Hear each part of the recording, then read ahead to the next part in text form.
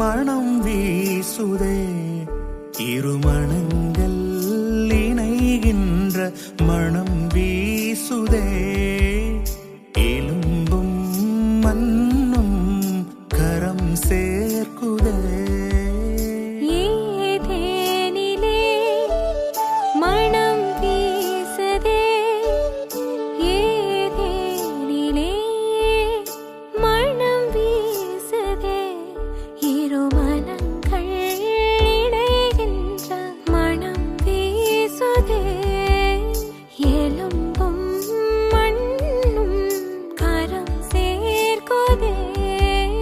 கோடான கோடி தூதர்கள் முன்னே தேவாதி தேவன் ஆசீர்வதிக்க ஆதாமும் ஏவாளும் ஒன்றிணைந்தனரே.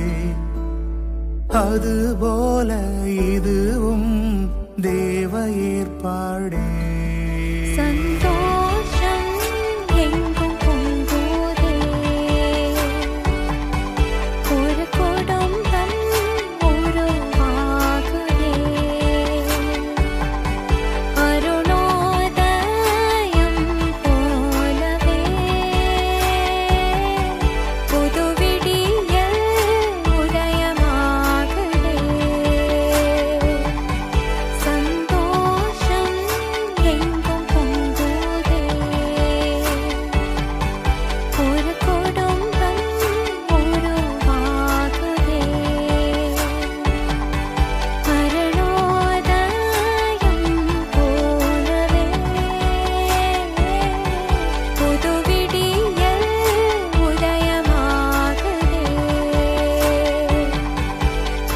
ஏதேனிலே மனம் வீசுதே.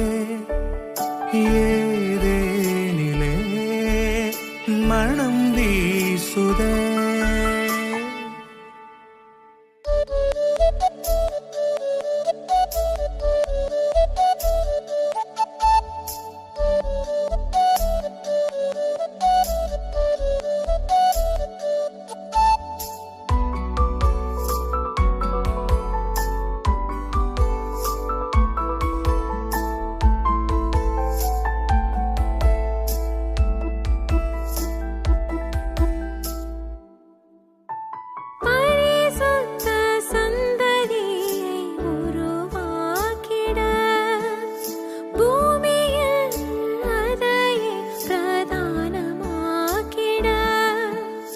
இன்பத்திலும் துன்பத்திலும் அன்பு காட்டிட, சுகத்திலும் சுகவீனத்திலும் நேசமாயிருந்திட, இணைக்கப்பட்ட வாழ்வை இனிமையாக்கி கொண்டு, இணைக்கப்பட்ட வாழ்வை இனிமையாக்கி கொண்டு பிரியாதிருக்கும்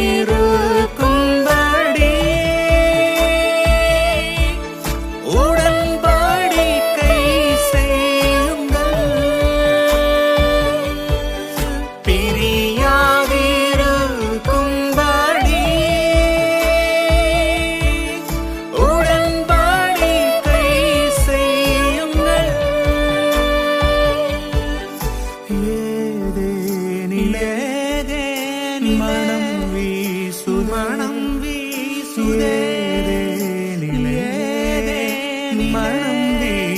மனம் வீசுதே.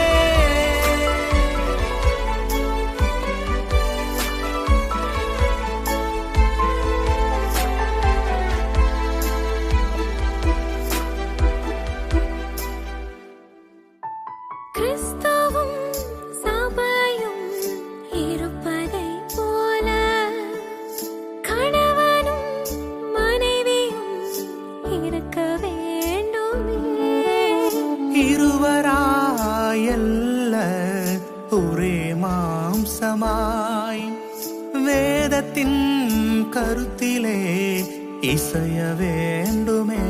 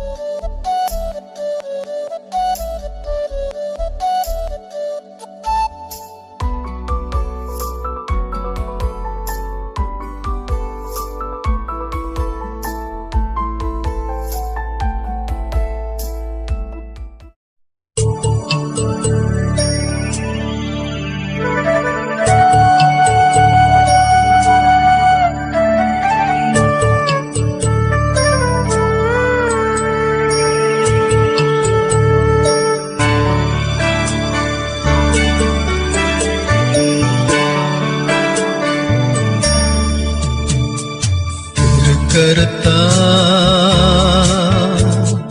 தாங்கி என்னை திருசித்தம் போ நடத்திடுமே குயவன் கையில் களிமண்ணா அனுதினமும் வணங்கிடுமே குயவன் கையில் களிமண்ணா அனுதினமும் வணங்கிடுமே. இந்த திருமணத்தை பற்றி நாம் ஏராளமாக நினைக்கிறோம், ஏராளமாக வாசிக்கிறோம், ஏராளமாக கேட்கிறோம். என்றாலும் திருமணம் ஆனது இந்த வேத புத்தகத்திலே ஒரு விசேஷமான ஒரு காரியமாக பேசப்படுகிறது. திருமறை இந்த திருமணத்தை குறித்து சொல்லுகிறது என்னவென்றால், ஆதியிலே ஆண்டவர் மனிதனை உண்டு பண்ணின போது பாவம் செய்வதற்கு முந்தி, மனிதன் பாவம் செய்வதற்கு முன்னதாக ரெண்டு விசேஷமான காரியங்களை ஆண்டவர் உலகத்தின் மக்களுக்கு கொடுத்தார். பாவத்துக்கு முந்தி மனிதன் ஒன்றாக இணைக்கப்பட்ட போது, மனுஷியும் மனிதனும் ஒன்றாக இணைக்கப்பட்ட போது ரெண்டு விசேஷமான காரியங்களை ஆண்டவர் அந்த மணமக்களுக்கு கொடுத்து உலகத்தின் பிள்ளைகள் அந்த ரெண்டு காரியங்களையும் தங்களுடைய வாழ்விலே அனுசரிக்க வேண்டும் என்று விரும்பினார். அதிலே ஒன்று ஆதியாகமம் 2ஆம் அதிகாரம். இவ்விதமாக வானமும் பூமியும் அவைகளின் சர்வசேனையும் உண்டாக்கப்பட்டு தெரிந்தன. தேவன் தாம் செய்த தம்முடைய கிரியை 7ஆம் நாளிலே நிறைவேற்றி தாம் உண்டாக்கின தம்முடைய கிரியைகளை எல்லாம் முடித்த பின்பு 7ஆம் நாளிலே ஓய்ந்திருந்தார்.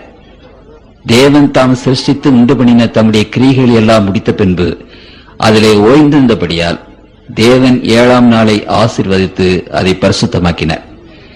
அப்படியானால் மணமக்களுக்கு ஆண்டவர் விசேஷ விதமாக கொடுத்த ஒரு ஈவு, அவர்களை ஆசீர்வதிக்கும்படியாக ஆண்டவர் கொடுத்த ஒரு ஈவு பரிசுத்த ஓய்வு நாள். அந்த பரிசுத்த ஓய்வு நாள் ஆசரிப்பை ஆண்டவர் மனிதன் பாவம் செய்வதற்கு முன்னதாகவே தேவனுடைய பிள்ளைகளுக்கு கொடுத்தார். நம்முடைய ஆசீர்வாதத்துக்காக, நாம் வளம் பெற்று வாழ்வதற்காக கொடுத்தார்.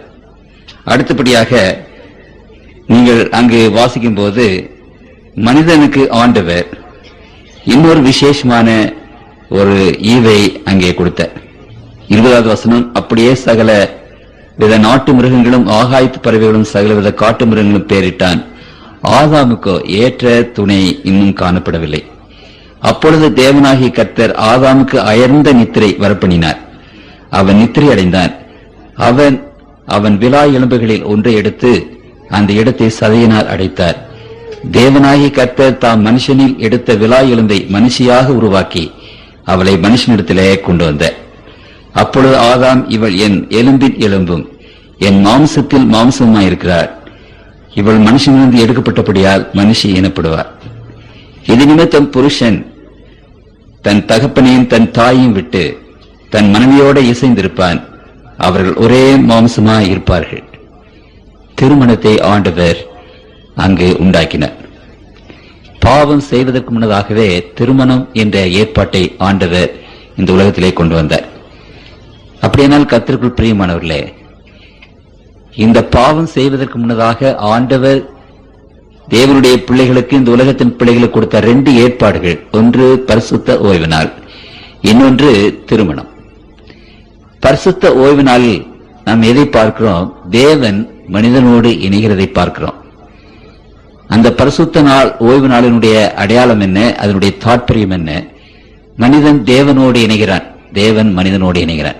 மனுஷனுக்கும் தேவனுக்கும் ஒரு இணைப்பு, அது பரிசுத்த நாள்.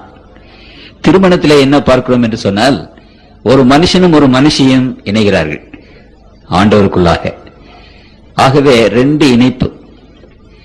இந்த ரெண்டு இணைப்பை பற்றி ஆண்டவர் சொல்லும் போது, தேவன் இணைத்ததை மனுஷன் பிரிக்காதற்கு கடவன் என்று அங்கே சொன்னார். கர்த்தருக்குள் பிரியமானவர்களே, இதுதான் திருமணத்தினுடைய துவக்கம். ஆண்டவர் அதை உண்டாக்கினார், ஆண்டவர் அதை ஏற்படுத்தினார். ஆண்டவர் இந்த ரெண்டு ஏற்பாடுகளையும் பரிசுத்தம் என்று சொன்னார். பரிசுத்த ஓய்வினால் பரிசுத்தமானது, திருமணம் பரிசுத்தமானது. இந்த ரெண்டு விசேஷமான ஏற்பாடுகளையும் ஆண்டவர் தம்முடைய பிள்ளைகளுக்கு ஆசீர்வாதமாக கொடுத்தார் என்று திருமறை நமக்கு சொல்கிறது. ஆகவே திருமணம் என்பது மனுஷனால் ஏற்படுகிறது அல்ல. ஒருவேளை இன்றைக்கு மனிதர்கள் திருமண ஏற்பாடுகளை செய்து மனுஷருடைய முயற்சியினாலே ஏற்படுகிற அந்த திருமணங்கள் இருந்த போதிலும் திருமறை என்ன சொல்கிறது? திருமணம் என்பது இறைவனால் ஏற்படுத்தப்படுகிற ஒரு இணைப்பு. ஆகவே இந்த திருமணத்தை பற்றி நான் ஒரு சில காரியங்களை மாத்திரம் இன்றைக்கு நான் சொல்ல விரும்புகிறேன். எங்களை நேசிக்கிற அன்புள்ள தகப்பனே, கர்த்தருடைய பிள்ளைகளுடைய இருதயத்திலே இவ்வளவு நாட்களாக பேசினீரே தகப்பனே, அதற்காக உம்முடைய நாமத்தை நாங்கள் ஸ்தோத்திரிக்கிறோம். இப்பொழுதும் இந்த தம்பதிகள் மேடையில உட்கார்ந்திருக்கும் போது தம்முடைய பிள்ளைகள் ஒவ்வொருவரும் அமர்ந்து உம்முடைய வாக்கியங்களை கேட்க ஆயத்தமாக இருக்கும் போது பரலோகத்தின் தேவன் தம்முடைய பரிசுத்த ஆவின் வல்லமையினாலே ஒவ்வொரு மகனுடைய உள்ளத்திலும் மகளுடைய உள்ளத்திலும் இன்றைக்கு பேச வேண்டும் என்று உம்முடைய திருப்பாதத்திலே கெஞ்சி மன்றாடுகிறோம். கேட்டுக்கொண்டிருக்கிற நம்முடைய பிள்ளைகளாகி நாங்கள் இந்த திருமணத்தின் விசேஷத்தை, சத்தியத்தை அறிந்தவர்களாக உணர்ந்தவர்களாக நாங்கள் போய் கர்த்தாவே சமாதானத்தோடு சந்தோஷத்தோடு நாங்கள் வாழ எங்களுக்கு ஒத்தாசை செய்ய வேண்டும் என்று தம்முடைய பிள்ளைகளிடத்திலே இந்த நேரத்தில் நீர் கிருபையாக பேச வேண்டும் என்று ஆண்டவர் இயேசுவின் நாமத்தில் வேண்டிக் கொள்கிறோம். ஜெபங்கேளும் பரம்பிதாவே, ஆமென். நான் உங்கள் மத்தியிலே சொன்னபடி திருமணம் என்பது முதலாவதாக நாம் அறிந்து கொள்ள வேண்டுவது அது ஒரு இணைப்பு. மனிதன் கடவுளோடு இணைகிறான், அது பரிசுத்த ஓய்வினால்.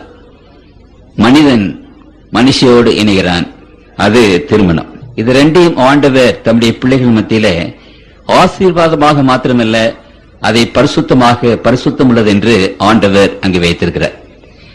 அப்படியானால் இந்த ரெண்டு இணைப்பும் எப்படி ஏற்படுகிறது என்று பார்த்தோமானால் ஆண்டவர் அதை விசேஷமாக தம்முடைய பிள்ளைகளுக்கு சொன்னார். எபேசியர் நிறுவம் 5ஆம் அதிகாரம் 25வது வசனத்தை வாசிக்கிறேன். எபேசியர் நிறுவம் 5ஆம் அதிகாரம் 25வது வசனம். புருஷர்களே, உங்கள் மனைவிகளில் அன்பு கூறுங்கள், அப்படியே கிறிஸ்து சபையில் அன்பு கூர்ந்து. அப்படியானால் இந்த புருஷனுக்கும் மனைவிக்கும் ஒரு இணைப்பு. அந்த இணைப்பு என்பது எதனால இணைக்கப்படுகிறது? அவர்கள் இருவரும் கட்டப்படுகிறார்கள். எதனாலே கட்டப்படுகிறது என்றால் திருமறை சொல்லுகிறது, அன்பினால் கட்டப்படுகிறார்கள். அன்பு அவர்கள் இருவரையும் இணைக்கிறது. கர்த்தருக்குள் பிரியமானவர்களே, அன்பின் கயிற்றினாலே அவர்கள் கட்டப்படுகிறார்கள். அதே போலவே இறைவனும் நாமும் ஒன்றாக இணையும் போது நம்மையும் இறைவனும் கட்டுப்படுத்துகிறது அந்த அன்புதான். திருமறை என்ன சொல்லுகிறது என்று சொன்னால், அன்பை பற்றி இந்த அண்ட சராசரத்தின் மக்களுக்கு விளக்கி காட்டுவதற்கு ஆண்டவர் இந்த உலகத்தில் குடும்பங்களை படைத்தார் என்று சொல்கிறது. ஆண்டவர் அன்புள்ளவர். ஆகவே அந்த அன்பு என்ன என்பதை நீங்களும் நானும் அறிந்து கொள்ள வேண்டும் என்றார். தேவதூதர்களும் மற்ற உலகத்தாரும் ஆண்டவருடைய அன்பை அறிந்து கொள்ள வேண்டும் என்றால் அந்த அன்பு நம்முடைய குடும்ப ஜீவியத்திலே பிரதிபலிக்க வேண்டும் என்று ஆண்டவர் வைத்தார். ஆகவேதான் இங்கே நாம் வாசிக்கிறோம், மனைவியும் புருஷனையும் கட்டுப்படுத்துகிறது, ஒன்றாக இணைக்கிறது, ஒன்றாக கட்டுகிறது அன்பு. இன்றைக்கு சாத்தான் அந்த அன்புக்கு ஒரு போலியாக ஒன்றை கொண்டு வந்திருக்கிறார். அந்த போலியான அன்பு என்னவென்றால் காமம். ஆகவே அன்பினாலே மக்கள் வாழாதபடி இன்றைக்கு அசுசியினாலேயும் காம விகாரத்தினாலேயும் லஸ்டினாலேயும் இன்றைக்கு மக்கள் வாழ்கிறார்கள். அதனாலே நம்முடைய பிள்ளைகள் அசுத்தமாக பிறக்கிறது என்று வேதம் நமக்கு சொல்லுகிறது. அன்பினால் கட்டப்படுகிறார்கள். கர்த்தருக்குள் பிரியமானவர்களே, அந்த அன்பின் கயிற்றை இந்த உலகத்தின் எந்த சக்தியினாலும் அதை முடிக்க முடியாது, அதை கட் பண்ண முடியாது. ஒரு மனிதனும் ஒரு மனுஷியும் அன்பினாலே கட்டுப்பட்டு விட்டால் அந்த கட்டானது அவர்களை என்றென்றைக்கும் ஒன்றாக வைத்திருக்கும். இதை திருமறை நமக்கு விசேஷ விதமாக சொல்கிறது. மரணம் தவிர மற்ற எதுவுமே அவர்களை பிரிக்க முடியாது என்று ஆண்டவர் அங்கே சொல்கிறார். மரணத்துக்கு பின்பு உயிர் தெழுந்த பின்பு அந்த அன்பின் அந்த இணைப்பு தொடர்ந்து நடக்கும் என்று திருமறை வேதம் நமக்கு விசேஷமாக அங்கு சொல்கிறது. அடுத்தபடியாக இந்த ஆணையும் பெண்ணையும் ஆண்டவரையும் மனுஷனையும் இணைக்கிற இன்னொரு கயிற்றை பற்றி திருமறை எங்கே பேசுகிறது என்றால் சங்கீதம் 128 சங்கீதத்திலே நான் வாசிக்கிறேன். இது திருமணத்திலே வாசிக்க வேண்டிய ஒரு சங்கீதம். கர்த்தருக்கு பயந்து அவர் வழிகளில் நடக்கிறவன் எவனோ அவன் பாக்கியவான். அப்படியானால் பயம் என்ற ஒரு கயிறு, கர்த்தருக்கு பயந்து அவர் வழிகளில், இதோ கர்த்தருக்கு பயப்படுகிற மனுஷன் இவ்விதமாய் ஆசீர்வதிக்கப்படுவான். அன்பின் கயிறு, இன்றொன்று அங்கு பயம் என்ற கயிறு. அப்படியானால் பயம் என்றால் என்ன? புருஷனை கண்டு மனைவி நடுங்குவதா, அல்லது மனைவியை கண்டு புருஷன் நடுங்கி இருப்பதா? இதை குறித்து திருமறை விளக்கமாக பேசுகிறதை நான் வாசிக்கிறேன். எபிரேயர் நிருபம் 11ஆம் அதிகாரம் 7வது வசனத்திலே இந்த பயம் என்பதற்கு ஆண்டவர் விளக்கம் கொடுக்கிறார். எபிரேயர் 11:8 வாசிக்கிறேன். விசுவாசத்தினாலே நோவா தற்காலத்திலே காணாதவைகளை குறித்து தேவ எச்சரிப்பு பெற்று பயபக்தியுள்ளவனாகி தன் குடும்பத்தை ரட்சிப்பதற்கு பேழை உண்டு பண்ணினார். அப்படினால் பயத்தினாலே கட்டப்பட்டார் என்பதற்கு வேதம் என்ன சொல்கிறது? பயபக்தி, பக்தியிலே ஒரு பயம். அது ஆங்கிலத்திலே சொல்ல வேண்டும் என்றால் ரெவரன்ஸ். அப்படியானால் கர்த்தருக்குள் பிரியமானவர்களே, ஆணும் பெண்ணும் ஒருவரை ஒருவர் பக்தியோடு அங்கு நேசிக்க வேண்டும். அதே சமயத்தில் ஒருவருக்கொருவர் ஒரு விதமான பயமும் இருக்க வேண்டும். கடவுளிடத்திலே நாம் அவரை அண்டும் போது பயபக்தி அவசியமாக இருக்கிறது. அதே பயபக்தியினுடைய ஒரு கோணம், ஒரு பிரிவு குடும்பத்திலே வர வேண்டும். கணவனிடத்திலே மனைவி பயபக்தியாக இருக்க வேண்டும், கணவன் மனைவியிடத்திலே ஒரு பக்தி உள்ளவனாக இருக்க வேண்டும் என்று திருமறை அங்கு சொல்லுகிறது. ஆகவே இந்த ரெண்டு விதமான கயிற்றினாலே ஆணும் பெண்ணும் கணவனும் மனைவியும் கட்டப்படுகிறார்கள். அதே போல ஆண்டவனும் மக்களும் கட்டப்படுகிறார்கள் என்று நாம் பார்க்கிறோம். அப்படியானால் இந்த இணைப்பு வேதத்தில் விசேஷமாக தேவனுடைய பிள்ளைகள் மத்தியிலே அங்கு வருகிறது. இந்த இணைப்பை நான் சொல்லிவிட்டு அநேக காரியங்கள் நான் பேச வேண்டியது இருக்கிறது. என்றாலும் நான் அதிக பேசுவதற்கு எனக்கு நேரம் இல்லை. திருமணம் மகிழ்ச்சியாக இருக்க வேண்டும் என்றால், நீங்களும் உங்கள் குடும்பத்தில் கணவனும் மனைவியும் மகிழ்ச்சியாக இருக்க வேண்டும், பிள்ளைகள் மகிழ்ச்சியாக இருக்க வேண்டும் என்றால், இங்கே வேத புத்தகத்தில் அநேக ஆலோசனைகளை ஆண்டவர் சொல்லுகிறார். அந்த ஆலோசனைகள் மாத்திரம் நான் உங்கள் மத்தியிலே சொல்லி என்னுடைய பிரசங்கத்தை முடிக்க நான் விரும்புகிறேன். அப்படியானால் முதலாவதாக ஆலோசனை என்ன? ஆண்டவர் இந்த விவாகத்தை பரிசுத்தமுள்ளதாக உண்டு பண்ணினார் என்று திருமறை நமக்கு சொல்கிறது. பரிசுத்த விவாகம் என்று நாம் சொல்லுகிறோம். அதை நாம் மனதிலே வைத்துக் கொள்ள வேண்டும். விவாகம் என்பது ஏதோ ஒரு தமாஷ் அல்ல, ஒரு கேலி கூத்தல்ல, ஒரு சித்திரம் அல்ல, அது ஒரு கலை அல்ல. கர்த்தருக்குள் பிரியமானவர்களே, நமக்கு கொடுக்கப்பட்டிருக்கிற ஒரு புருஷன், நமக்கு கொடுக்கப்பட்டிருக்கிற ஒரு மனைவி, அது ஏதோ ஒரு விளையாட்டு பொருள் மாதிரி அல்ல, அல்லது கணவனுக்கென்று எப்பொழுது பார்த்தாலும் மிஷின் மாதிரி வேலை செய்கிறது பெண்ணினுடைய ஒரு இலக்கணம் அல்ல, அல்லது கணவன் நீ பார்த்து எப்பொழுதும் பயப்படுகிறது, இப்படிப்பட்ட காரியங்கள் அல்ல. ஒன்றை நாம் நினைவிலே வைத்துக் கொள்ள வேண்டும். திருமணமானது ஒரு பரிசுத்தமானது, இறைவனால் உண்டாக்கப்பட்டது. அப்படியானால் அந்த திருமணத்திற்கு நாம் இணைக்கப்படும் போதும் சரி, அந்த திருமண வாழ்வை நாம் நடத்தும் போதும் சரி, அதில் ஒரு பயபக்தி உள்ளவர்களாக நாம் இருக்க வேண்டும். நான் புருஷன் எதை வேண்டும் என்றாலும் செய்யலாம் அல்ல, நான் மனைவி எப்படி வேண்டும் என்றாலும் வாழலாம் அல்ல. அந்த திருமணம் ஹோலி, அது பரிசுத்தமானது என்பது.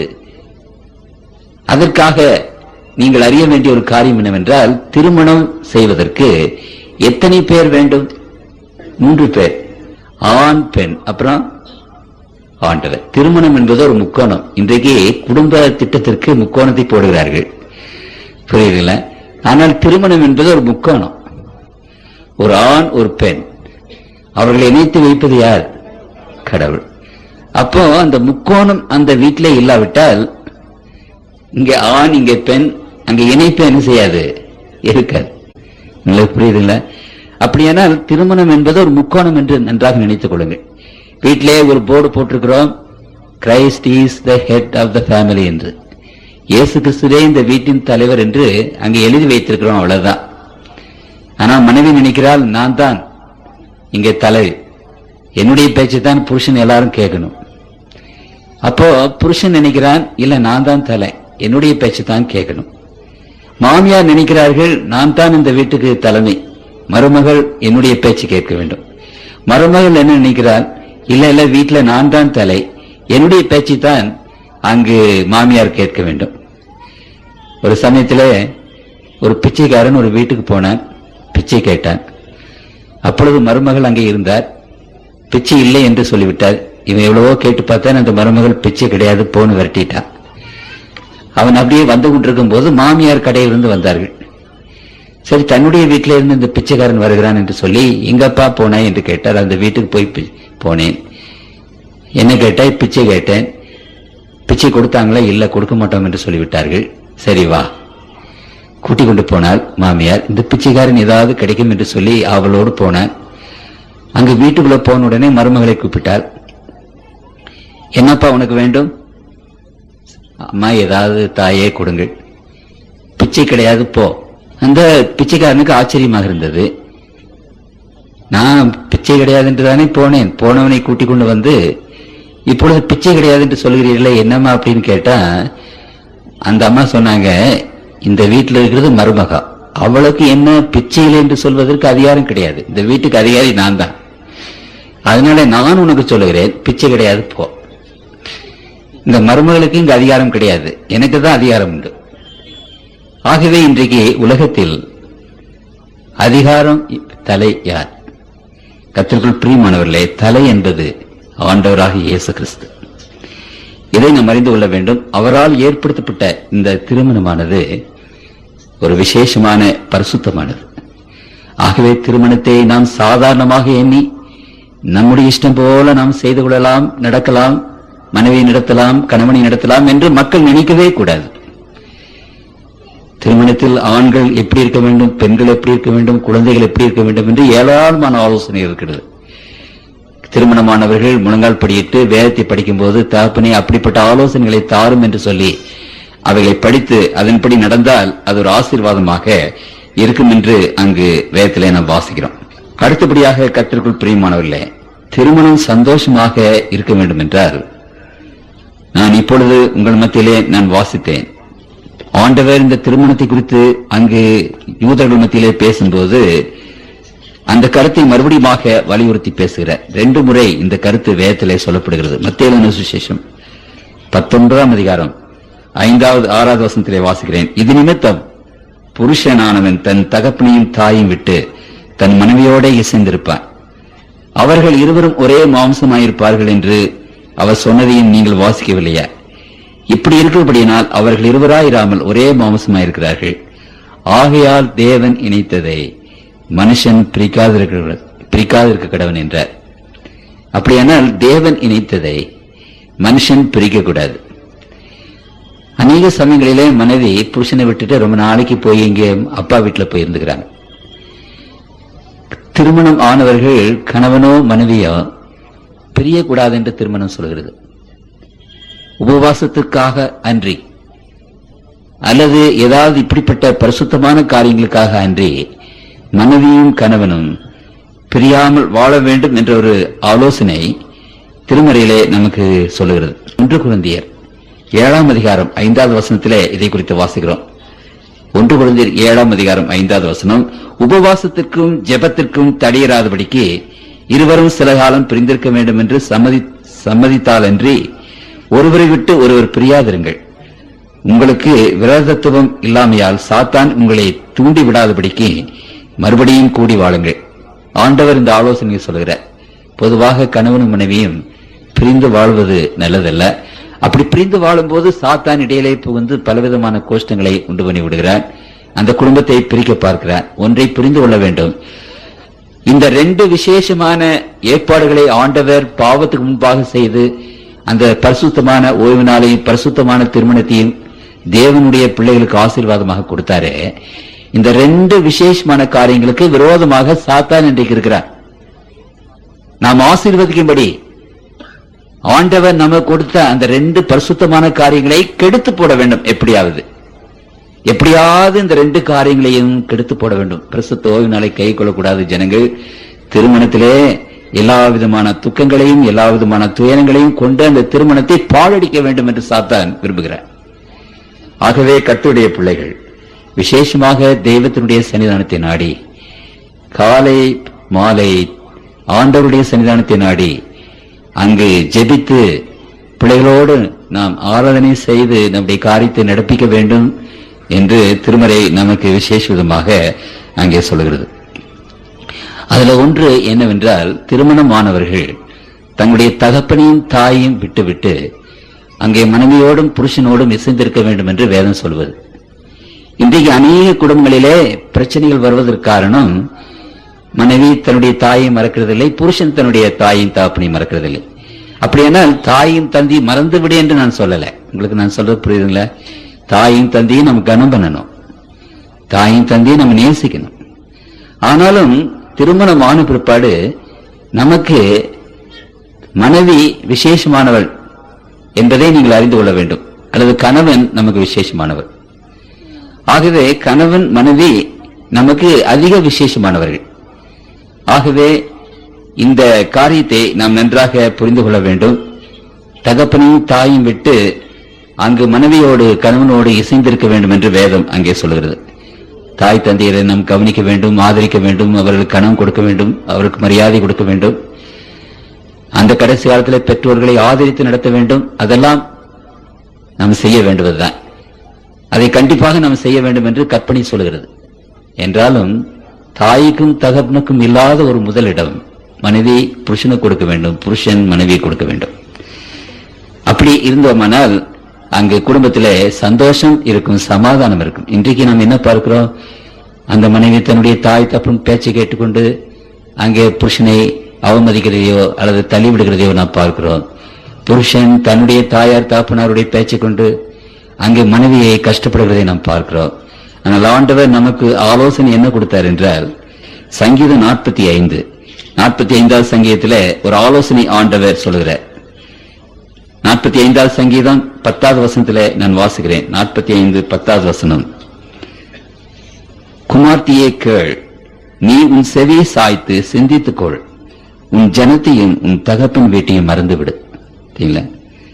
அப்படியான மறந்துவிடு என்று சொன்னால் கர்த்தருக்கு பிரியமான நன்றாக உணர்ந்து கொள்ள வேண்டும். தாய் தந்தையை அங்கு கனம் பண்ணி என்று ஆண்டவர் சொன்னார், காப்பாற்ற வேண்டும்.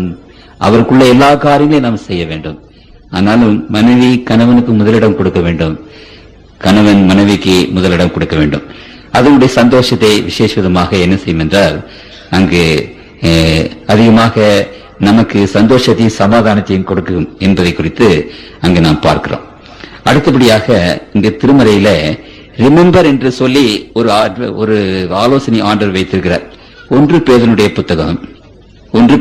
புத்தகம் 3ஆம் அதிகாரம் 7வது வசனத்திலே ஆண்டவர் ஒரு ஆலோசனை கொடுத்திருக்கிறார். அந்தபடி புருஷர்களே, மனைவியானவள் பலவீன பாண்டமாய் இருக்கிறபடியா உங்கள் ஜெபங்களுக்கு தடை வராதபடிக்கு நீங்கள் விவேகத்தோடு அவர்களுடனே வாழ்ந்து உங்களுடனே கூட அவர்களும் நித்திய ஜீவனாகிய கிருபையை சுதந்திரித்துக் கொள்ளப் போகிறார்களானபடியால் அவர்களுக்கு செய்ய வேண்டிய கனத்தை செய்யுங்கள். இங்கு ஆண்டவர் கணவனுக்கு சொல்லுகிற ஒரு ஆலோசனை, புருஷர்கள் மாதிரி மனைவிமார்கள் பலசாலிகள் அல்ல, நீங்கள் அறிந்து கொள்ள வேண்டும். பிள்ளைகளை பெற்றெடுக்கும் போது அவர்கள் எவ்வளவு சிரமப்படுகிறார்கள், அவர்களுடைய பலம் எவ்வளவு போய்விடுகிறது. 2 குழந்தைகள், 3 குழந்தைகள், 4 குழந்தைகள் என்று பெற்றெடுக்கும் போது மனைவி பலவீனப்பட்டு போகிறார். ஆகவே மனைவி பலவீனமான பாண்டம் என்பதை நீங்கள் நினைத்துக் கொள்ள வேண்டும் என்று ஆண்டவர் என்று சொல்கிறார். ஆகவே அந்த மனைவியினிடத்தில் நாம் ஒரு அக்கறை இல்லாதபடி, அன்பில்லாதபடி நாம் கொடூரமாக நடந்து கொள்வோமானால் ஆண்டவர் சொல்கிறார், உங்கள் ஜெபத்துக்கு தடை வரும் என்று சொல்கிறார். மனைவியை அதிகமாக கொடுமைப்படுத்துகிறவர்கள், மனைவி நேசிக்காத அந்த மகன் அந்த மகள் செய்கிற ஜெபம் கேட்கப்படாது என்று வேதம் சொல்கிறது. அதை நீங்கள் நினைத்துக் கொள்ளுங்கள். மனைவி பலவீனமான பாண்டம். அதனால பேசும்போதும் அவர்களை நாம் ஹேண்டில் பண்ணும்போதும் நாம் சற்று நிதானிக்க வேண்டும். எந்த கோபத்தில் அடி உதை அல்லது பேச்சு திட்டு இந்த மாதிரியான காரியங்களை நாம் ஒதுக்கிவிட வேண்டும் என்பதை இங்கே கவனிக்க வேண்டும். உங்களுக்காக பிள்ளைகளை பெற்றெடுத்த அந்த பெண் அந்த பிள்ளைகளை பெற்றெடுப்பதற்காக எவ்வளவு கஷ்டப்படுகிறாள், எவ்வளவு பலவீனம் அடைகிறாள். அப்படியானால் குடும்பத்தின் வேலையை செய்து கொண்டு, குடும்பத்திலே பலவிதமான காரியங்களை செய்து கொண்டு அவர்கள் கஷ்டப்படும் போது, துன்பப்படும் போது, பலவீனப்படும் போது நீங்கள் தாங்க வேண்டுமே ஒழிய, ஆதரவு கொடுக்க வேண்டுமே ஒழிய, அன்பு பாராட்ட வேண்டுமே ஒழிய கொடூரமாக கடினமாக அவர்களை நடத்தக்கூடாது. கர்த்தருக்குள் பிரியமானவர்களே, எனக்கு ஒரு சித்தப்பா உண்டு. அந்த சித்தப்பா அவனுக்கு ஒரு மகன், என்னுடைய வயசுதான். அப்ப நாங்க சிறு பிள்ளையில விளையாட போகும்போது அவர் கல்லுக்கடைக்கு மகனை கூட்டிக் கொண்டு போவார். அந்த கல்லை குடித்து விட்டு மகனும் கொஞ்சம் கல்லை கொடுப்பார். என்ன சித்தப்பா இப்படி பண்ணுகிறீர்கள், சின்ன பிள்ளையை கெடுக்கலாமா, இந்த மாதிரி கல் கொடுத்து அந்த பையனை நீங்கள் பாழாக்கலாமா என்று சொன்னால், அவன் நான் பெற்ற பிள்ளை, என்னுடைய பிள்ளை, என்னுடைய பிள்ளையை நான் என்ன வேண்டும் என்றாலும் செய்வேன், நீ யார் கேட்பதற்கு என்று சண்டைக்கு வருவார். அப்படிப்பட்ட ஒரு விதமான கொள்கை குடும்பத்தில் இருக்கக்கூடாது. நான் மனைவி என்று கல்யாணம் செய்து விட்டேன், என்னுடைய மனைவி நான் என்ன வேண்டும் என்றாலும் செய்வேன், நீங்கள் யார் கேட்பதற்கு என்ற அந்த மாதிரியான காரியங்கள் அங்கு இருக்கக்கூடாது. ஒரு கிறிஸ்தவன் அப்படி தன்னுடைய மனைவியை நடத்த மாட்டான்.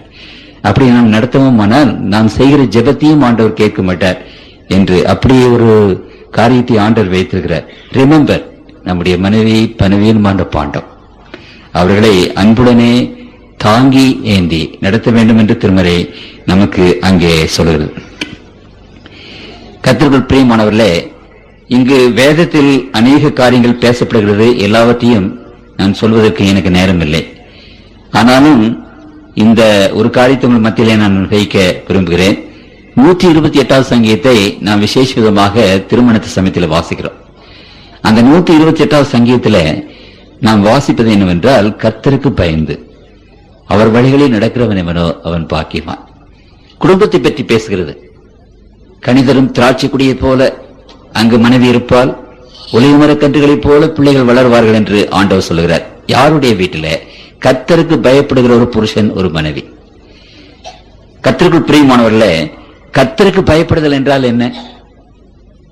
ஆண்டவர் நமக்கு முதன்மையாக இருக்க வேண்டும். ஆண்டவர் நம்முடைய வீட்டுக்கு தலைவராக இருக்க வேண்டும். காலையிலையும் சாயங்காலமும் இரவிலும் எவ்வளவோ நம்ம வேலை செய்துட்டு வந்துட்டு காலையிலையும் ஜெபம் பண்றது கிடையாது, ராத்திரியும் ஜெபம் பண்றது கிடையாது. நம்ம ராத்திரியும் காலையிலையும் ஒருவேளை ஜெபம் பண்ணாம இருந்தா, பிள்ளைகள் நம்முடைய வீட்டிலே வரும்போது நிச்சயமாக அதை செய்யுங்க. பிள்ளைகளுக்கு அதை கற்றுக் கொடுங்க. எப்பொழுது பிள்ளைகள் நம்முடைய வீட்டிலே வந்து விடுகிறதோ அப்பொழுது தகப்பனுடைய தாயினுடைய அந்த ரெஸ்பான்சிபிலிட்டிஸ் அதிகமாகிறது என்பதை நீங்கள் உணர்ந்து கொள்ள வேண்டும். அந்த பிள்ளைகளை வளர்ப்பது உங்களுடைய கடமை. அப்படி அந்த பிள்ளைகளை வளர்க்கும் போது அந்த பிள்ளைகள் பெற்றோர்களை பார்க்கிறது. நீங்க பைபிள் வாசிட்டே இருந்தா அந்த பிள்ளையும் பைபிளை தானா வாசிக்க நீங்க பைபிள் படியுமான்னு சொல்ல வேண்டிய அவசியமே இல்லை. நானும் என்னுடைய மனைவியும் காலையில் எழுந்திரிச்சு முழங்கால் படிட்டு வேதத்தை வாசிப்போம். அப்ப எனக்கு ஒரு மகள் பிறந்த போது, முதல் 2 மகள், அப்புறம் ஒரு பையன். அவள் பிறந்த போது அந்த வீட்டிலேயே நிறைய பொம்மைகள் இருக்கும், என்னென்னமோ ஜாமான்கள் இருக்கும், சைக்கிள் இருக்கும். ஆனால் என்னுடைய மூத்த மகள் எதை அதிகமாக நேசிப்பாள் என்றால் அந்த வேத புத்தகத்தை, நான் வாசிக்கிற வேத புத்தகத்தை எடுத்து கையில வைத்துக் கொள்வாள். முழங்கால் படிடுவாள். அவளுக்கு வாசிக்கவே தெரியாது, ஒண்ணுமே தெரியாது. முழங்கால் படியிட்டு என்னமோ அப்படி பண்ணி கொண்டிருப்பாள். கர்த்தருக்குள் பிரியமானவர்களே, பெற்றோர்கள் பிள்ளைகளுக்கு ஒரு முன்மாதிரி. நீங்க ஜெபம் பண்ணாதான் பிள்ளைகள் ஜெபம் பண்ணும். நீங்க ஜெபம் பண்ணாத பிள்ளைகளுக்கு ஜெபம் பண்ணினா பிள்ளைகள் எப்படி ஜெபம் பண்ணும்? நீங்க வேதம் வாசித்தாதான் பிள்ளைகள் வேதம் வாசிக்கும். கர்த்தருக்குள் பிரியமான தேவனுடைய பிள்ளைகளே, பிள்ளைகள் வீட்டுக்கு வரும்போது அவர்களை வளர்ப்பது நம்முடைய கடமை. ஆகவே அந்த பிள்ளைகள் முன்பாக பயபக்தியாக இருங்க, ஆண்டவர் தேடுங்க, வேதத்தை வாசிங்க, அதிகமாக ஜெபம் பண்ணுங்க. பிள்ளைகள் கோவிலுக்கு வர சொல்லி பழக்குங்க. பிள்ளைகளுக்கு காணிக்கை கொடுத்து அவர்கள் கையிலே போட சொல்லுங்க. பிள்ளைகளுக்கு பாட்டு படிச்சு கொடுங்க. ஒரு சின்ன பிளாக் போர்டு ஒன்று வைத்துக் கொண்டு ஒவ்வொரு நாளும் ஒரு வசனத்தை எழுதி அதை மனப்பாடம் செய்ய சொல்லுங்க. அதான் கர்த்தருக்கு பயப்படுகிற விதத்தில் இந்த மாதிரியான காரியங்கள் எல்லாவற்றையும் நாம் என்ன செய்ய வேண்டும் என்றால் செய்ய வேண்டும். அப்பொழுது அந்த குடும்பம் சந்தோஷமாக இருக்கும். அந்த பிள்ளைகள் பெற்றோர்களுக்கு கீழ்ப்படிவார்கள். அந்த பிள்ளைகளினாலே பெற்றோர்களுக்கு எந்த விதமான தொந்தரவும் இருக்காது. கர்த்தருக்கு பயப்படுகிற பிள்ளைகள் பெற்றோர்களுக்கு கீழ்ப்படிவார்கள், பெற்றோர்களும் பயபக்தியாக வைத்திருப்பார்கள். அதை மாத்திரம் நீங்க நினைத்திருக்கிறீர்கள். ஆகவே அந்த பெற்றோர், அந்த பிள்ளைகள் பின்னான காலங்களிலே பெற்றோர்களுக்கு ஆசீர்வாதமாக இருப்பார்கள், நமக்கு தொந்தரவாக இருக்க மாட்டார்கள். கர்த்தருக்கு பயப்படுகிற பயம் நம்ம வீட்டிலே இருக்க வேண்டும் என்பதை குறித்து நாம் விசேஷ விதமாக அங்கு நாம் வாசிக்கிறோம். அடுத்தபடியாக நாம் அந்த குடும்பத்தில் சந்தோஷமாக இருக்க வேண்டும் என்று சொன்னால், நீதிமொழிகளின் புத்தகம் 5வது அதிகாரம், நீதிமொழிகளின் புத்தகம் 5ஆம் அதிகாரம் 18வது வசனத்திலே இருந்து வாசிக்கிறேன். 5:18 இருந்து வாசிக்கிறேன். உன் ஊற்றுக்கண் ஆசீர்வதிக்கப்படுவதாக. உன் இளவயதின் மனைவியோட மகிழ்ந்திரு. அவளே நேசிக்கப்படத்தக்க பெண்ணும் அழகான வரையாடும் போல் இருப்பாளாக. கர்த்தருக்குள் பிரியமானவர்களே, ஒரு மாப்பிள்ளை ஒரு பெண் திருமணம் ஆயிட்டோம். சரி, நம்முடைய மனைவி கொஞ்சம் அப்படி பார்க்கறதுக்கு அழகா இல்லை என்று வைத்துக் கொள்ளுங்களேன். ஆனால் திருமறை என்ன சொல்கிறது? கல்யாணம் ஆன பிற்பாடு நீ ஆண்டவர் உனக்கு கொடுத்திருக்கிற புருஷன் மனைவி, அதுல நீ ஒரு you should have a satisfaction, அத ஒரு நிம்மதி இருக்கணும், நமக்கு ஒரு பூர்ணமான ஒரு காரியம் இருக்கணும். சரி, அந்த காலத்தில் சொல்வார்கள் கல்லானாலும் கணவன் புல்லானாலும் புருஷன். நாம் திருமணம் செய்து விட்டோம். அப்படியானால் அந்த திருமணம் செய்த பெண் ஒருவேளை சற்று அழகில்லைன்னு வைத்துக் கொள்ளுங்கள், பல்ல எந்தி இருக்குதுன்னு வைத்துக் கொள்ளுங்கள், முகம் நன்றாக இல்லை என்று வைத்துக் கொள்ளுங்கள். கர்த்தருக்குள் பிரியமானவர்களே, எப்படி இருந்தாலும் சரி, திருமணத்தை செய்து விட்ட போது அந்த பெண்ணிடத்துல அந்த பெண்ணை மாத்திரம் நாம் நேசிக்க கடமைப்பட்டிருக்கிறோம். அது உங்களுக்கு நாம் புரிந்து கொள்ள வேண்டும். அதே விதமாக ஆணும் அப்படித்தான், மனைவி அப்படித்தான். தன்னுடைய கணவன் ஒருவேளை நன்றாக இல்லை, பார்ப்பதற்கு ஒரு மாதிரி என்று நினைக்க கூடாது.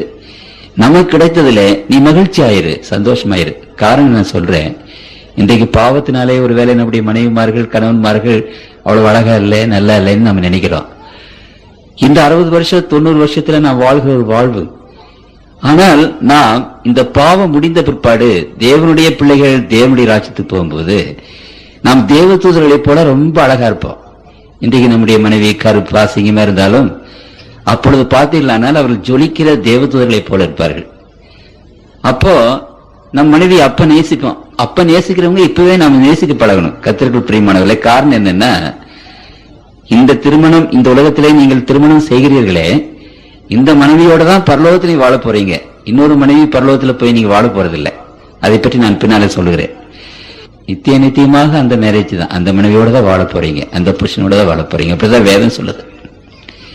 ஆகவே கர்த்தருக்குள் பிரியமானவர்களே, நம்முடைய மனைவியை பற்றி ஒரு நிம்மதியாக இருக்கணும், ஒரு சாட்டிஸ்பாக்சன் நமக்கு இருக்கணும் மனைவி புருஷனை பற்றி. அது இல்லாதபடி நீங்க வேற காரியங்களை தேடக்கூடாது. இக்கரைக்கு அக்கறை பச்சைன்னு சொல்லுவாங்க. நம்ம மனைவி விட இன்னொருத்தர் மேல நீங்க நினைக்கிறீங்க. ஆனா அந்த பெண்களை நீங்கள் கவனித்து பார்த்தால் தெரியும், நம்ம மனைவியே மேல் என்று அங்கே தெரியும். கர்த்தருக்குள் பிரியமானவர்களே, அந்த நிம்மதியோடு நாம் மற்றவர்கள் வாழ வேண்டும் என்ற ஒரு பெரிய ஒரு காரியம் அங்கே இருக்கிறது. ஒரு புருஷனும் ஒரு மனைவியும் எப்பொழுது பார்த்தாலும் சந்தோஷமாக இருந்தார்கள். சண்டை இல்லை, எப்பொழுதும் கடிந்து கொள்ள மாட்டார்கள், கோபமாக பேச மாட்டாங்க. 90 வயது அவர்கள் காய்விட்டது. அவர்கள் 65வது வருஷ அந்த திருமண நாளை கொண்டாடும் போது ஒரு நிருபர், அவர்கள் ஒரு பெரிய உத்தியோகத்தில் இருந்தவர்கள், நிருபர் வந்து, இத்தனை வருஷ காலமாக உங்க மனைவியோட சமாதானமா சந்தோஷமா இருக்கிறீங்களே, அதனுடைய தாற்பயம் என்ன என்று அவர்கள் கேட்டார்கள். அப்பொழுது அந்த புருஷன் மனைவியும் சொன்னார்கள், அதனுடைய ரகசியம் என்னவென்றால், நாங்க கட்டி இருக்கிற வாட்ச். சரி, வாட்ச் கட்டி இருக்கிறீங்க, எல்லாரும் தானே கட்டி இருக்கிறாங்க. இல்ல, எங்க வாட்சுக்கும் மற்ற வாட்சுக்கும் டிஃபரன்ஸ் இருக்குது. சரி, உங்க வாட்சில் என்ன டிஃபரெண்ட்? நீங்க எந்த கடியாரத்தை கட்டி இருக்கிறீங்க? ரோமரா அல்லது சீகோவா, வேற எந்த கடியாரம்? அவர்கள் சொன்னார்கள், உங்க கடியாரம், நீங்க கட்டியிருக்கிற கடியாரத்தை நாங்களும் கட்டியிருக்கிறோம். பின் என்ன வித்தியாசம்? அந்த கடியாரத்தை எடுத்து கொடுத்தார்கள். அந்த கடியாரத்துல அழகாக ஒரு வாக்கியம் எழுதப்பட்டிருந்தது. என்ன வாக்கியம் என்றால், சாரால் செய்கிற நல்ல காரியங்களை எப்பொழுதும் நினைத்துக்கொள். சாரால் என்றால் மனைவனுடைய பெயர். அந்த கடியாரத்தை அவர்கள் பார்க்கும்போது, சாரால் செய்கிற நல்ல காரியத்தை எப்பொழுதும் நினைத்துக்கொள். ஒருவேளை இந்த சாரால் கெட்ட காரியத்தை செய்வாள் என்று செய்வார்களானால் நம்ம எதை நினைக்கிறது? கர்த்தருக்குள் பிரியமானவர்களே, ஒரு விசேஷமான ஒரு சம்பவத்தை நான் மறக்க முடியாது. ஒரு இடத்துக்கு விருந்துக்கு போகும்போது அநேகர் வந்தார்கள் விருந்துக்கு, அரசியல்வாதிகள். அந்த மனிதனுடைய வீட்டில் ஏராளமான ரோஜா செடி அழகாக இருந்தது, அழகான பூக்கள். பலவிதமான காரியங்களை பேசிக்கொண்டு ஒருவர் அந்த ரோஜா பூவை பறித்தார். கொஞ்சம் கவலையனமாக பறித்து விட்டார். அந்த ரோஜா முள் ஆழமாக குத்தி விட்டது கையை. ரோஜா முள் குத்தினா ரொம்ப வலிக்கும். ஐயோ ஐயோ என்று கத்தினார். ரொம்ப ஆழமாக குத்தி விட்டது. ரொம்ப அப்ப அவர் சொன்னாரு, இந்த கடவுள் என்ன கடவுள், இவரு ஞானமுள்ள கடவுள்னு சொல்றாங்க. இத்தனை அழகான பூ, இத்தனை அழகான பூவுல, பூச்செடியில இவ்வளவு கூர்மையான முல்லை வைத்திருக்கிறாரு, என்ன கடவுள், அவருக்கு ஞானம் இருக்கிறதா என்று கேட்டு கடவுளை பற்றி அவர் நொந்து கொண்டார். கடவுள் தான் குத்தி விட்டாராக்கும் என்று அவர் சொல்லுகிறார். அப்பொழுது இன்னொருவர் என்ன செய்தார் என்றால், அவரும் அந்த பூவை பறித்தார். அவரும் அப்படித்தான் பறித்துக்கும் போது சற்று கவலையனமாக பறித்தார். அவரையும் அந்த முள் ஆழமாக குத்தி விட்டார். அதிக வலிதான். அந்த விரலை பிடித்துக் கொண்டு, இத்தனை அழகான பூச்செடியில ஆண்டவர் முல்லை வைத்திருக்கிறாரு என்று நொந்து கொண்டார், முறுமுறுத்தார். இன்னொருவர் சொன்னார், இந்த அழகான இந்த கடினமான பயங்கரமான முள்செடியில அழகான ஒரு பூவை ஆண்டவர் வைத்திருக்காரே என்று ஆண்டவரை அவன் துதித்தார். இன்றைக்கு வாழ்க்கை கர்த்தருக்குள் பிரியமானவர்களே, இந்த ரெண்டு விதமாகத்தான் வாழ்க்கை இருக்கிறது. இன்றைக்கு உலகத்தின் மக்கள் ரெண்டு பிரிவாக இருக்கிறார்கள். முக்கால்வாசி பேர் ஒரு பிரிவு. அவங்க என்ன, உலகத்தில் நடக்கிற கஷ்டங்களையும் துன்பங்களையும் எல்லாம் பார்த்துட்டு ஆண்டவர் மேல் குறை சொல்கிறார்கள். என்ன ஆண்டவர், அன்புள்ள ஆண்டவர் தானே, ஞானமுள்ள ஆண்டவர் தானே, இவ்வளவு துன்பங்களையும் துயரங்களையும் எதற்காக ஆண்டவர் கொடுக்க வேண்டும் என்று சொல்கிறார்கள். ஆனால் ஒரு சிறு கூட்டத்தார் என்ன சொல்கிறார்கள், இந்த பயங்கரமான உலகத்தில் ஆண்டவர் தங்களுக்கு கொடுத்திருக்கிற விசேஷமான அந்த ஆசீர்வாதங்களை நினைத்து, இவ்வளவு துன்பத்திலும் இவ்வளவு துயரத்திலும் ஆண்டவர் நமக்கு சமாதானம் கொடுத்திருக்காரே, சந்தோஷம் கொடுத்திருக்கிறாரே, ஏதோ கையளவு கஞ்சி சாப்பிடுவதற்கு கொடுத்திருக்கிறாரே, படுப்பதற்கு பாய் கொடுத்திருக்கிறாரே. இன்னைக்கு நம்ம வீட்டை கட்டிக்கொண்டு சின்ன வீடு, கூரை வீடு என்றெல்லாம் நினைக்கிறோம், இப்படி கடவுள் ஆக்கிவிட்டாரே என்று. மெட்ராஸ்ல 50,000 பேர் அங்கு ரோட்ல படுத்து தூங்குறாங்க. 50,000 பேர். நமக்கு ஆண்டவர் இவ்வளவு கையளவு இடத்தையாவது கொடுத்திருக்கிறாரு. கர்த்தருக்குள் பிரியமானவர்களே, இன்றைக்கு உலகத்தில் 1/3 பங்கு பசித்து அங்கு பசித்து சாப்பிடாமல் படுக்கி போகிறார்கள். நமக்கு ஆண்டவர் ஏதோ ஒரு சிறிய ஆகாரத்தையாவது சாயங்காலம் கொடுத்திருக்கிறாரு. அப்படியானால் இன்றைக்கு உடையில்லாதவர்கள் எத்தனை பேர் கர்த்தருக்குள் பிரியமானவர்களே? கோமணத்தை கட்டிக்கொண்டு எத்தனை பேர் வாழ்கிறார்கள்? ஒரு சிறிய உடையை கட்டிக்கொண்டு. அப்படி ஆண்டவர் நம்ம வைக்கவில்லையே. நன்மையான காரியங்களை நினைத்து சந்தோஷப்படுங்க. எப்பொழுதுமே அந்த டார்க் சைடை பார்க்காதீங்க. அதே போலவே மனைவி தப்பிதங்களை செய்து கொண்டே இருக்கிறார், நன்மையே செய்ய மாட்டாளா? நிச்சயமாக ஒவ்வொரு மனிதனும் ஒவ்வொரு மனுஷியும் சில நன்மைகளும் இருக்கும், சில கெட்டது இருக்கும். ஆகவே இந்த நன்மைகளை பாருங்க, நன்மைகளையே பார்த்து கொண்டிருங்க, கெட்டதை பார்க்காதீங்க. அப்போ நீங்க ஒய்ஃப் அப்ரிஷியேட் பண்ணுவீங்க, ஒய்ஃப் உங்களை அப்ரிஷியேட் பண்ணும். புரியுதுங்களா? நீங்கள் சந்தோஷமாக இருக்க வேண்டும் என்றால் மனைவி செய்கிற நல்ல காரியங்களையே நீங்க பாருங்க, கெட்ட காரியங்களை பார்க்காதீங்க. புருஷன் செய்கிற நல்ல காரியங்களையே நீங்க பாருங்க, கெட்ட காரியங்களை நீங்கள் பார்க்க வேண்டாம். அப்பொழுது அந்த குடும்பத்திலே சந்தோஷம், சமாதானம் இருக்கும் என்பதை அங்கு நாம் விசேஷ விதமாக அங்கு நாம் பார்க்கிறோம். இங்கே திருமறை என்ன சொல்கிறது என்றால், இன்னொரு காரியம் என்னன்னா, மனைவியினிடத்தில் கணவனிடத்தில் அன்பாக பேச பழகுங்க. இனிய உளவாக இன்னாது கூறல், கனியிருப்ப காய் கவர்ந்தற்று என்று அங்கு திருவள்ளுவ நாயனார் சொன்னார். அருமையான ருசியுள்ள கனிகள் இருக்கிறது. அப்படி இருக்கும்போது கசப்பான காய்களையா நாம் சாப்பிடுவது? நம்முடைய தமிழ் மொழியில எத்தனையோ அழகான வார்த்தைகள், இன்பமான வார்த்தைகள், சந்தோஷமான வார்த்தைகள் இருக்கிறது. அந்த வார்த்தைகளை விட்டு கடினமான வார்த்தைகள், கோபமான வார்த்தைகளே நாம் பேசிக் கொண்டிருப்பது. அந்த கடினமான வார்த்தைகள், கோபமான வார்த்தைகள் யாருக்காவது சந்தோஷத்தை கொண்டு வருமா? அந்த வார்த்தைகளை யாரிடத்தில் பேசுகிறீர்களோ அவருக்கு துக்கத்தையும் துயரத்தையும் மன அழுத்தத்தையும் கொண்டு வரும். ஆகவே கர்த்தருடைய பிள்ளைகள், இன்றைக்கு நம்முடைய ஜீவியத்தில் நாம் சந்தோஷமாக இருக்க வேண்டும் என்றால் ஒரு அன்பான வார்த்தைகளை சொல்லுங்க, அன்பான வார்த்தைகளை சொல்லுங்க. மனைவியை அப்ரிஷியேட் பண்ணுங்க, புருஷனை அப்ரிஷியேட் பண்ண பழகுங்க, பாராட்டுங்க. நான் திருமணமான போது, அப்பொழுது திருமணம் ஆகும்போது ஊழியம் செய்ய வருகிற ஊழியக்காரர்கள் 1 வருஷத்திலே கல்யாணம் ஆகணும் என்று ஒரு கட்டளை. என் மனைவிக்கு சமையல் என்று சொன்னால் ஒரே ஒரு காரியம் தான் சமையல தெரியும். அது என்னன்னா வெங்காயம் வெட்டுறது அதுக்கு தெரியும், வேற எதுவுமே தெரியாது. சரி, எனக்கு தனி கொடுத்தனம் போனோம். அது என்னுடைய மனைவியுடைய அக்கா அழகாக சமைக்கும். அதனால என்னுடைய மனைவி என்ன செய்யுது என்றால், ஒரு நோட் புக் எடுத்துட்டு போய் குழம்பு எப்படி வைக்கிறது என்று எல்லா குழம்பு மற்ற காரியங்களை எல்லாம் அழகா எழுதிட்டு வந்தாச்சு. சரி, இது என்ன செய்யணும், அதை கடைப்பிடிக்கணும். ஆகவே என்ன செய்யுது என்றால், ஒரு நாள் சமையல் பண்ணிட்டு, அதுதான் முதல் சமையல். குழம்பு வைக்கும் போது அந்த வானலியில எண்ணெய் ஊத்து. சரி, எண்ணெய் ஊத்தியாச்சு. வெங்காயத்தை போடுன்னு சொன்னா வெங்காயத்தை இது கட் பண்ணல.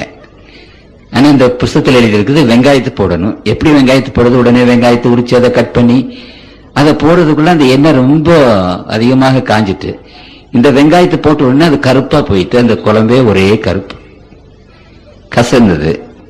சரி, முதலாவதாக சாப்பாடு போட்டு அந்த குழம்பை ஊத்தின போது பார்த்தேன், அது வாயில வைக்க முடியல. என்ன செய்யறது? சரி, அதை என் மனைவிக்கு முன்னால வாயில வைக்க முடியவில்லை எடுத்து சாப்பிட்டுட்டு, இந்த மாதிரி அருமையா குழம்பு வைக்கிறியம்மா என்று சொல்லி அந்த பாராட்டினேன். எப்பவுமே மனைவி பாராட்டி கொண்டே இருப்பேன். அதனால இன்னைக்கு பார்க்கும்போது அந்த மாதிரி ஒரு குழம்பு மற்ற காரியங்கள் செய்வது வேற யாரும் இல்லை என்று ஐரோப்பியர்களுக்கு வீட்டுக்கு வந்து சாப்பிடும்போது எல்லாரும் சிலாகித்து விட்டு போவார்கள். மனைவியை பாராட்டு, புரியுதுங்களா? அன்பான வார்த்தைகளை சொல், அப்ரிஷியேட் பண்ணு. அதே போல கணவனை பாராட்டுங்க, அப்ரிஷியேட் பண்ணுங்க. கடினமான வார்த்தைகளை சொல்லாதீங்க. அப்பொழுது உங்கள் குடும்பம் எவ்வளவு சந்தோஷமாக இருக்குன்னு நீங்க பார்த்தா அப்ப உங்களுக்கு தெரியும். ஆண்டவர் அந்த குடும்பத்தை நிச்சயமாக என்ன செய்வார் என்றால் அங்கே ஆசீர்வதிப்பார். அப்புறம் ஒரு காரியத்தை நான் சொல்ல விரும்புகிறேன். மனைவியை அல்லது எந்த பெண் குழந்தைகளையாவது, பொம்பளை பிள்ளைகளை, பெரிய பிள்ளைகளை மற்றவங்களுக்கு முன்பாக தயவு செய்து திட்டாதீங்க. ஒரு காரியத்தை நீங்க கவனிச்சுங்க, மனைவி விசேஷமாக உறவினர் வரும்போது, சொந்தக்காரர் வரும்போது அவங்களுக்கு முன்னாடி சும்மா கண்டபடி திட்டி தீர்த்திட வேண்டியது. அந்த மாதிரி திட்டாதீங்க. உங்க மனைவி உங்களுக்கு இனிமையா மாறிடுவான். அது அவங்களுக்கு பிடிக்காது, கொஞ்சம் கூட பிடிக்காத ஒரு காரியம். மற்றவங்களுக்கு முன்பாக மனைவியை அப்ரிஷியேட் பண்ணுங்க, மனைவியினுடைய நல்ல குணத்தை சொல்லுங்க. அப்ப அந்த மனைவி உங்களுக்கு ரொம்ப உண்மையாக இருப்பாள், உங்களுக்கு சந்தோஷமாக உங்களை வைத்துக் கொள்வார். உங்களுக்கு புரியுதுல்ல? அதனால அந்த அப்ரிஷியேட் பண்ணி சொல்லுங்க. அடுத்தபடியாக ஒரு ஆர்டிகல் வந்தது.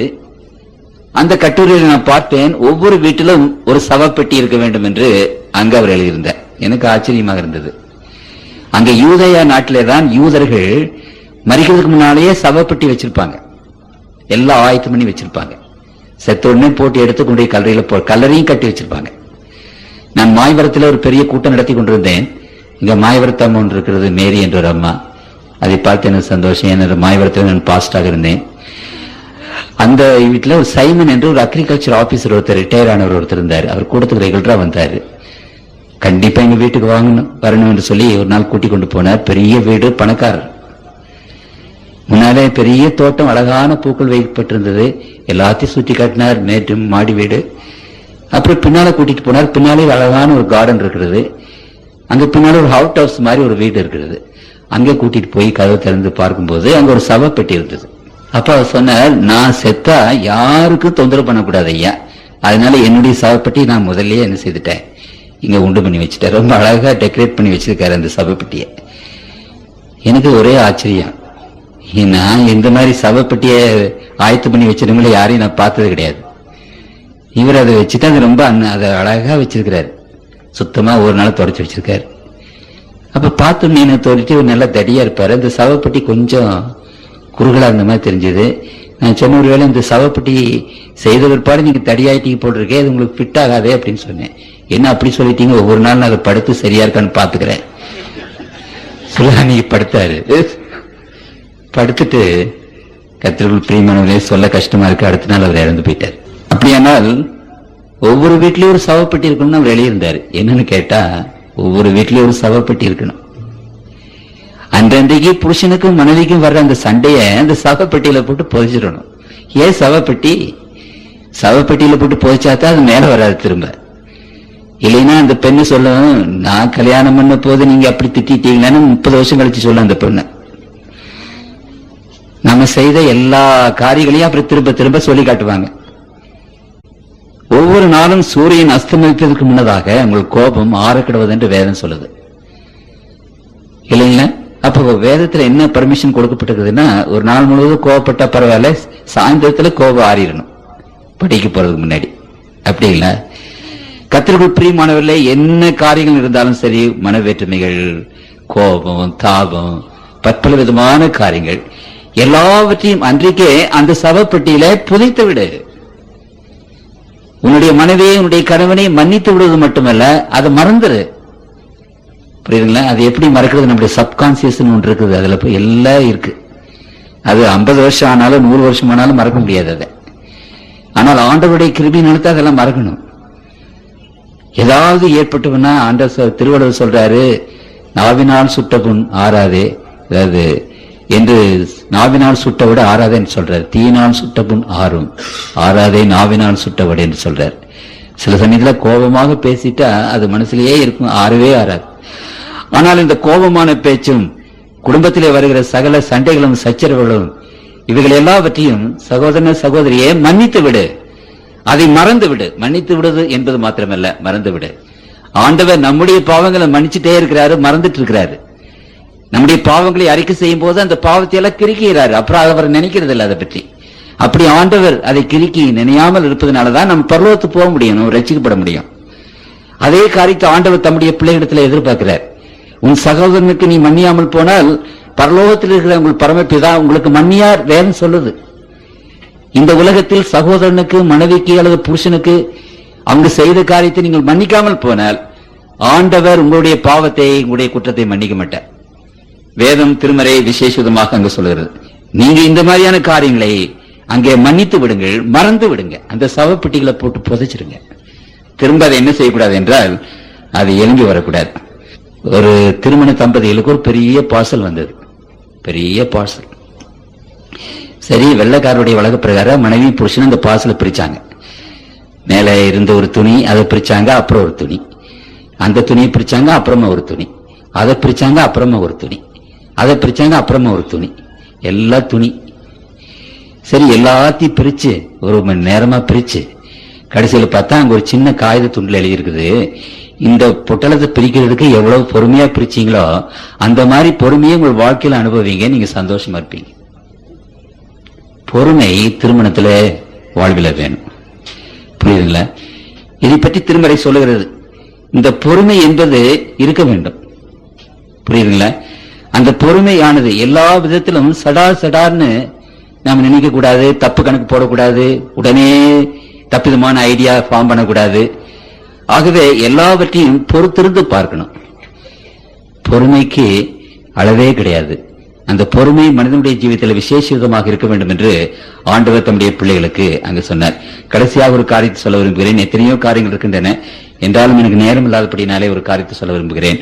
2 கொரிந்தியர் 6ஆம் அதிகாரம் 14வது வசனத்திலே வாசிக்கிறேன். 6:14 கவனியுங்கள். அந்நிய நுகத்திலே அவிசுவாசிகளுடன் பிடிக்கப்படாதிருப்பீர்களாக.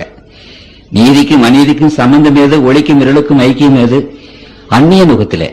கர்த்தருக்குள் பிரியமானவர்களே, நீங்கள் கடவுள் பக்தியுள்ள பிள்ளைகளாக இருந்தால் உங்களுடைய மகனுக்கும் உங்களுடைய மகளுக்கு கடவுள் பக்தியுள்ள ஒரு மகனை தேர்ந்தெடுங்கள்.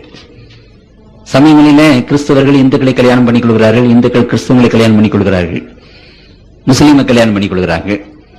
அப்படியெல்லாம் கல்யாணம் நடக்கும்போது அவங்களுடைய எண்ணத்துக்கும் நம்முடைய எண்ணத்துக்கும் வித்தியாசம் இருக்கிறது, வேறுபாடுகள் இருக்கின்றன. அப்படி வேறுபாடு உள்ளவர்களை நாம் கல்யாணம் செய்து கொண்டால் அந்த வாழ்க்கை அவ்வளவு சுகமாக இருக்காது. இன்றைக்கு வாலிய பிள்ளைகளுக்கு அது தெரியுதில்லை. ஏதோ லவ் என்று சொல்லிக்கொண்டு, அன்பு என்று சொல்லிக்கொண்டு யாரை வேண்டும் என்றாலும் கல்யாணம் பண்ணிக்கலாம்னு நினைக்கிறாங்க. அதனாலதான் குடும்பத்தில் பலவிதமான பிரச்சனைகள் வருகிறது. அந்நிய நுகத்தோடு அவிசுவாசிகளுடன் பிணைக்கப்படாதீர்கள்.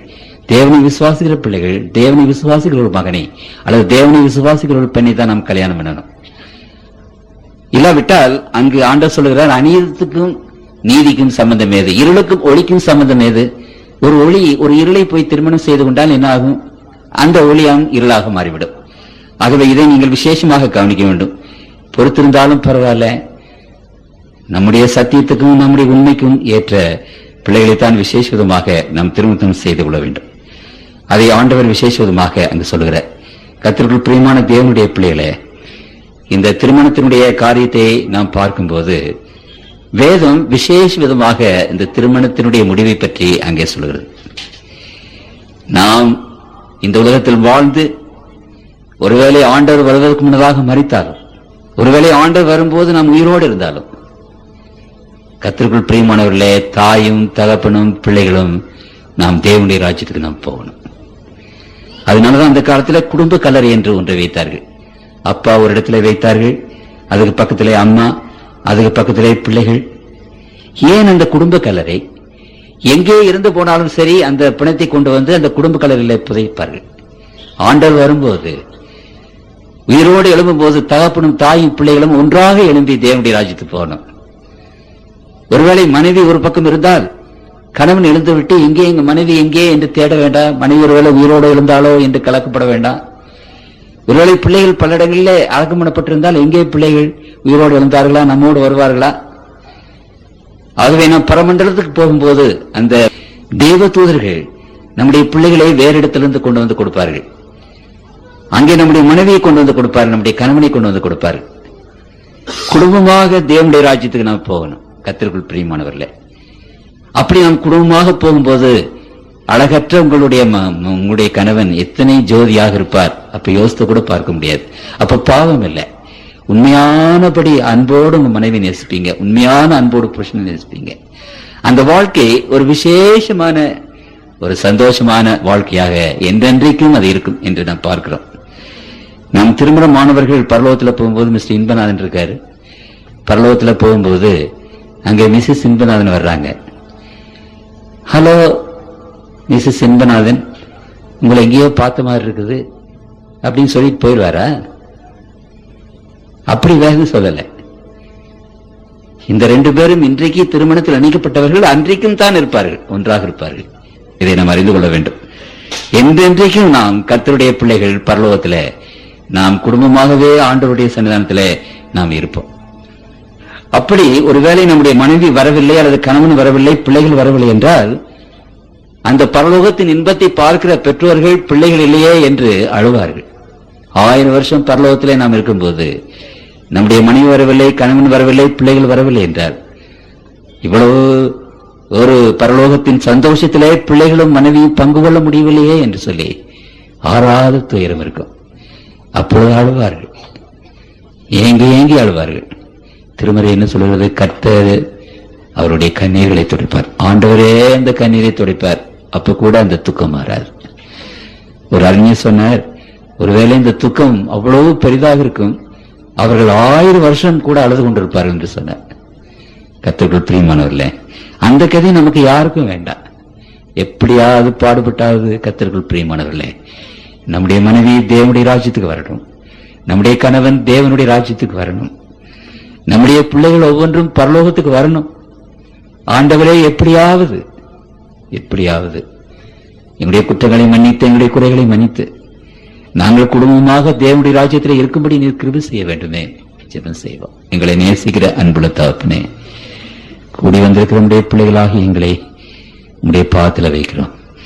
விசேஷமாக இந்த தம்பதிகள் ஆண்டவரே, நீர் இணைத்த இந்த இணைப்பு என்றென்றைக்கும் இருக்கும்படியாக அனுக்கிரகம் செய்தலும் சாமி.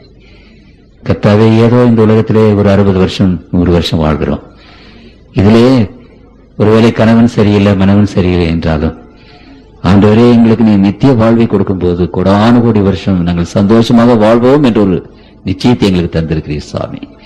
அதை நாங்கள் நோக்கி பார்த்து ஆண்டவரே, மனைவியோடும் கணவனோடும் அன்போடு வாழ அனுக்கிரகம் செய்தலும் சுவாமி. கர்த்தாவே, இப்படிப்பட்ட ஒரு பெரிய சிலாக்கியத்தை எங்கள் ஒவ்வொருவருக்கும் தாரும் ஆண்டவரே. தாயும் தகப்பனும் பிள்ளைகளும் கணவனும் மனைவியுமாக உடைய ராஜ்யத்திலே நாங்கள் இருக்கும்படியான ஒரு பெரிய சிலாக்கியம் ஆண்டவர் இயேசுவின் நாமத்தில் வேண்டிக் கொள்கிறோம். ஜெபங்கேளும் பரம்பிதாவே, ஆமென்.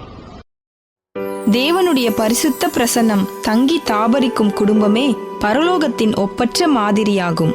இப்படிப்பட்ட குடும்பமாக உங்களுடைய குடும்பமும் மாற நீங்கள் வாஞ்சிக்கிறீர்களா? இப்பாடலின் கருத்துக்கள் வெறும் வார்த்தைகளாக மாத்திரமல்ல, உங்கள் அனுபவமாக மாற தேவன் அருள் புரிவாராக.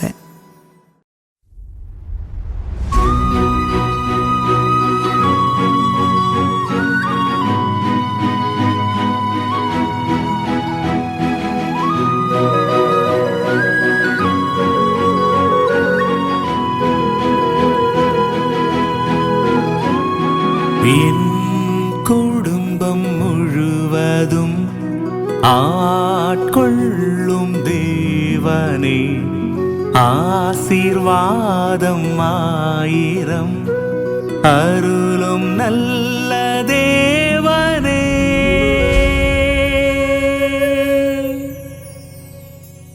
என் குடும்பம் முழுவதும் ஆட்கொள்ளும் தேவனே,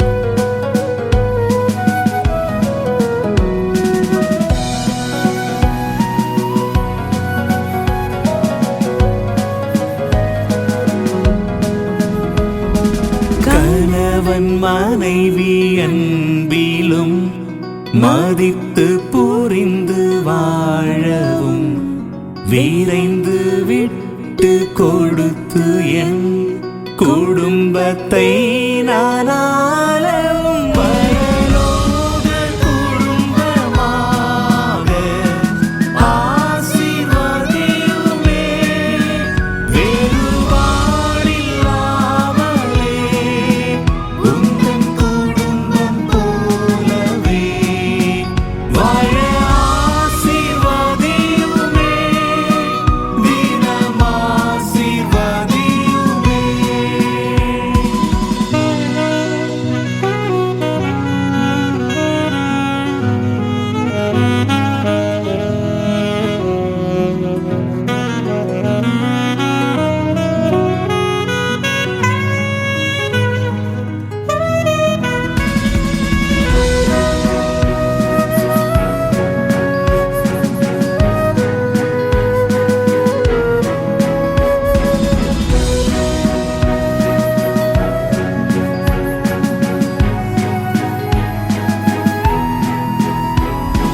சபையில் உறவு வளர்ந்திட ஒருமைப்பாடு மலர்ந்திட கருத்தில் ஒருமையாகிட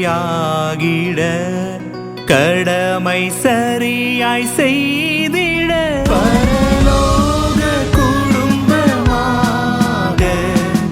ஆசீர்வதியுமே. வேறுபாடில்லாமலே உந்தன் குடும்பம் போலவே வாழ ஆசீர்வதியுமே. தினம் ஆசீர்வதியுமே.